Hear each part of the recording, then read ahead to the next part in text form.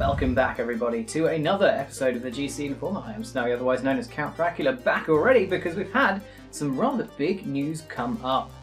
Now, since I last recorded, a couple of really major things have happened, the first of which is the developers of Metro Exodus, which is actually it's being published by Deep Silver, the publishers behind Saints Row and Agents of Mayhem, have announced that the game that is coming out in 3 weeks is now not going to be released on Steam and will be an Epic Games Store exclusive. Now, this story has generated quite a bit of controversy online, so what I want to do very quickly is just clear up a couple of little things about this. Firstly, it won't be exclusive forever, it will be exclusive for roughly a year. They announced that in February 2020 it will be released on Steam with all of the DLC that has been released by that point. Don't know how much they're planning on releasing, but you know, that's a thing. And also, any people who ordered the game on Steam will still have that order honoured, but it won't be given to you via a Steam code. It will be instead given to you by a code for the Epic Games Store. Now, Valve have come out and said that this is frankly unfair, and under most circumstances I'd kind of be inclined to disagree with them, but in this instance, when the game is A, coming out in 3 weeks, and B, had been available to pre-order on Steam for a good while now, I can kind of see where they're coming from. Now, this whole situation is very good in terms of, you know, the Epic Games Store bringing up its whole library to go, hey look, we've got amazing things that are exclusive to us for now. Just to clarify as well, everything that is currently Epic Games Store exclusive, apart from maybe Hades because that is in early access, will only roughly be exclusive to the Epic Games Store for a year, at which point it will probably go onto Steam. And that is, of course, subject to the discretion of each developer, but that is roughly the time frame we're looking at for each individual game. But I think this is overstepping the bounds a little bit when it's A, so close to release, and B, they've already been able to get on, like, order it on another platform. It kind of smells of a little bit of Epic Games just trying to stir the pot a little bit too much. Again though, this whole Epic Games Store as a whole is a great thing in terms of competition.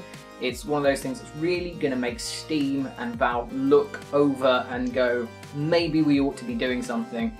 And this kind of thing is, well, while it's a great way to get them noticed by Valve, it is also not a great way to ingratiate yourself to people who are maybe a little bit skeptical about your platform. But that's just my opinion on it. Let me know what you think about this particular story in the comments, because I am rather interested to hear what other people think about it, as long as you're not a dick about it. Second thing I'm going to talk about, because I just sort of found out about this, Kingdom Hearts 3 has launched, and you know, a lot of people are very happy about this fact. And apparently it also starts, I don't know whether this was being facetious, I saw it in Jim Sterling's Twitter, but it starts with saying Kingdom Hearts 2.9. Great, so that's like the prologue bit. Anyway, a really interesting and slightly strange thing is happening with the game.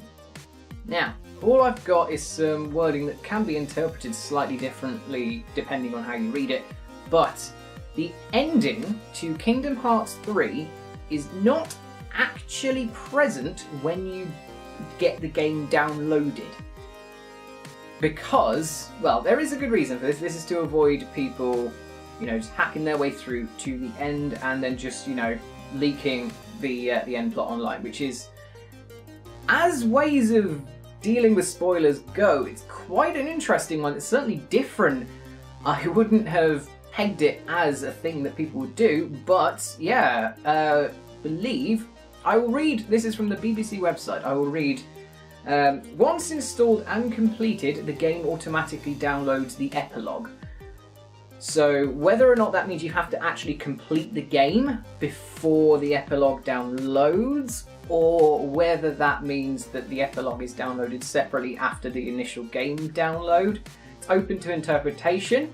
I choose to believe that it's the former, and you have to complete the game main story before the epilogue downloads itself. The epilogue is apparently a chapter which ties together properly all 3 games' plots, because from what I've heard, the plot of Kingdom Hearts is a bit of a clusterfuck.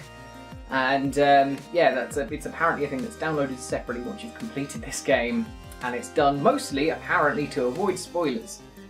This is different to the original plan though, because Square Enix had initially said that they were going to release the ending at a later date, but now it seems that obviously with focus groups and whatever, because it's always focus groups nowadays, that didn't go down very well, so they've just changed it to you have to complete the game, which is, again, interesting. And if you have any thoughts on this rather interesting little way of combating spoilers, then by all means let me know. That brings us to the end of this rather, slapdash put together episode of the GC Informer. Wasn't expecting to do one again this soon, but I just couldn't let these stories lie until Thursday. But anyway, I hope you enjoyed these stories and this episode. If you did, feel free to like, subscribe and share, and stay tuned to GameCast for news, reviews and podcasts and lots of great stuff. And hopefully I will see you soon for something else.